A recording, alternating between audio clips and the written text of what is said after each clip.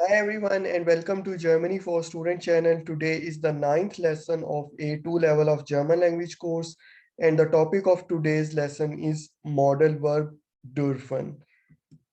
Because it's a verb and we know that all verbs in German language are conjugated according to the subject of the sentence. Therefore, it's important to know what is the conjugation of modal verb dürfen with respect to different subjects. If the subject of sentence is ich, which means I, modal verb dürfen will be conjugated to darf. If the subject is du, which means you in an informal way, modal verb dürfen will be conjugated to darfst. If the subject of sentence is sie, which means again you, but in a formal way, dürfen will remain dürfen.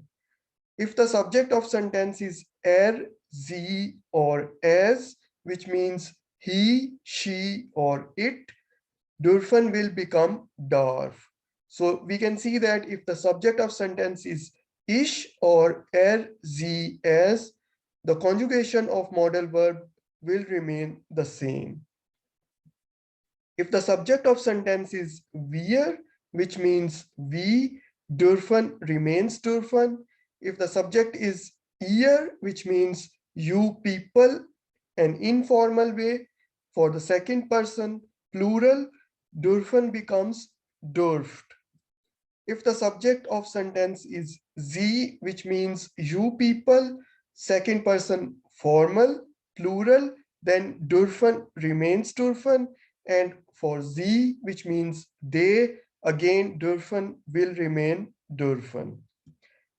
Now we have seen the conjugation. Now let's see what is the sentence structure if we want to use modal verb dürfen in our sentence. At what position different parts of the sentence have to be placed so that we make a correct sentence. In this case, the subject of sentence will come at the first position. It's not mandatory, but this is how we have learned so far, and this is how we will follow the pattern. Modal verb will come at second position, and modal verb will be conjugated according to the subject of the sentence, which is at the first position. At third position, I have used object. It's a placeholder. Here you can also put some preposition or adverb, and it can be the case that there is no object in the sentence. The last position of the sentence is dedicated for the main verb of the sentence. Main verb, whenever it is used in combination with a modal verb, we have to take care of two things. First is that main verb will remain in infinitive form, and second thing is main verb will always be used at the last position of the sentence. So with this in mind, let's see what is the meaning of dürfen and how we can use dürfen in our sentences. Modal verb dürfen is used in the meaning of permitting someone or allowing someone to do something. And if it is negated, then it means prohibited.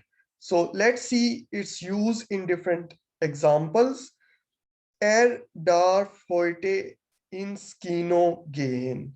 He is allowed to go to the cinema today, or he is permitted to go to the cinema today. Now, if we look at the sentence structure, we see that at first position, we have used the subject, which is and at second position, we have used dürfen verb, which we have conjugated according to the subject So it becomes darf. Then comes heute ins Kino gehen.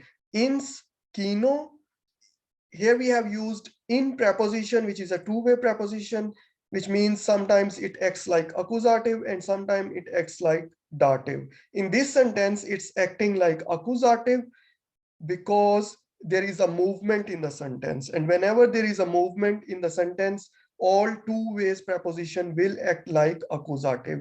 There is a complete lesson on two ways preposition. If you are interested in that, you can watch lesson number 2 of A2 level of German language course on my YouTube channel. So here in this sentence, it is acting like accusative because there is a movement in the sentence. And because kino is a neuter noun, we have to use accusative definite article for a neuter noun kino here. So the definite article in accusative for a neuter noun is thus. In thus, if we use the short form of in thus, it becomes ins. And at the last position, we have used the gehen verb, which means to go, and it is used in the infinitive form at the last position in the sentence. Next example is darf heute nicht ins Kino gehen. He is not allowed to go to the cinema today. So here we are prohibiting, or we are not allowing him to go to the cinema today. Therefore, we are using again darf or dürfen verb, and we are negating it by the use of nicht. Again, if we look at the sentence structure, we are following the same sentence structure. Die Kinder dürfen hier spielen. The kids are allowed to play here. Again, die Kinder is the subject of sentence. It's a plural subject, therefore dürfen will remain dürfen for all plural subjects. Here and then comes spielen, which means to play. So we have used main verb in infinitive form at the last position of the sentence. Next example is wir dürfen hier parken. We are permitted to park here. Wir is the subject of sentence. For wir dürfen will remain dürfen. So we have used dürfen at the second position.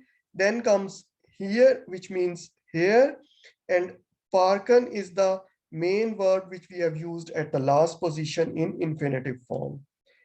Ist unter 18, darf nicht Auto fahren. He is under 18, he is not allowed to drive a car. So in this sentence, again, if we look at the sentence structure, is the subject of sentence. If we conjugate dürfen with respect to the subject it becomes darf. Nicht Auto, and at the last position we are using the main verb in infinitive form, and main verb in infinitive form is fahren. Next example is man darf im Restaurant nicht rauchen.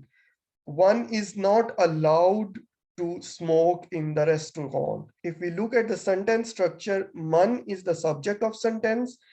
At second position, we have used dürfen verb, and we have conjugated it with respect to man. So it becomes darf. Then we have used im Restaurant. Again, in this sentence, in preposition is used, but in this sentence, in preposition is used in dative way because there is no movement in the sentence. And since restaurant is a neuter noun, we have to use definite article for a neuter noun from dative case, which is dem. So in dem, if we use the short form of in dem, it becomes im. And rauchen is the main verb which we have used at the last position in the sentence. Now let's see if we want to make a yes or no type of questions, and we want to permit someone to do something, or we don't allow someone to do something, then how will be the sentence structure? In this case, modal verb will come at the first position and the subject will come at the second position. So what we have done is we have swapped the position of modal verb with the subject, but we will follow the same rule of conjugation, that the modal verb, although coming at first position, will be conjugated according to the subject of the sentence, which is at the second position. At third position, we will use object. Here we may use preposition or adverb. And at the last position, main verb will be used in the infinitive form. So let's look at the examples. Darf sie den Film sehen? Is she allowed to watch the film? So if we look at the sentence structure, modal verb is used at the first position and it is conjugated according to the subject, which is sie, which means she, or third person singular. And for third person singular, dürfen becomes darf. So darf sie den Film. Now, because film is the object of the sentence, and we know that object of sentence is always accusative, we have to use the accusative article for a masculine noun film, and the accusative definite article for a masculine noun is den. So darf sie den Film, and sehen is the main verb which we have used in the infinitive form at the last position. Darf ich deinen Computer benutzen? Am I allowed to use your computer? Here again, darf is the conjugation of dürfen verb with respect to the subject ich. So we have used darf at the first position, then comes the subject ich, and then comes the object. Object is computer in this case, and object again is accusative. So we have to use the possessive pronoun for a masculine noun in accusative case, which is deinen, for your. And benutzen is the main verb which comes at the last position in the infinitive form. Benutzen means to use. Last example, darf ich Ihnen helfen? Am I allowed to help you? Now in this sentence again, dürfen is conjugated according to the subject and comes at the first position. So for ich as a subject, dürfen becomes darf. Then comes ihnen helfen. Now why we have used ihnen here is because we are using a dative verb helfen, and for a dative verb we have to use the dative object. Therefore, for you, we have to use the dative personal pronoun, which is ihnen. Now, let's look at the questions which are starting with a W question word and see what will be the sentence structure in this case. In this case, W question word will come at the first position. At second position, modal verb will come. At the third position, we will use the subject, and we will again follow the same rule between the modal verb and the subject, that modal verb will be conjugated according to the subject of the sentence. At fourth position, there will be object, and the main verb of the sentence will be used at the last position in infinitive form. Now let's look at the examples. Wie schnell darf man in Deutschland das Auto fahren? How fast one is allowed to drive a car in Germany? If we look at the sentence structure, we have used the W question word wie. So wie schnell come at the first position. Then comes the modal verb dürfen. And if we look at the subject of sentence in this sentence is man. So for man, the modal verb dürfen will become darf. In Deutschland, das Auto fahren is the main verb which comes at the last position in the infinitive form. Next example is, wo dürfen wir Urlaub machen? Where are we allowed to go on vacation? Now, again, in this sentence, wo is the W question word. Then at the second position, we are using modal verb dürfen. And at the third position, the subject is wir. So for wir, dürfen remains dürfen.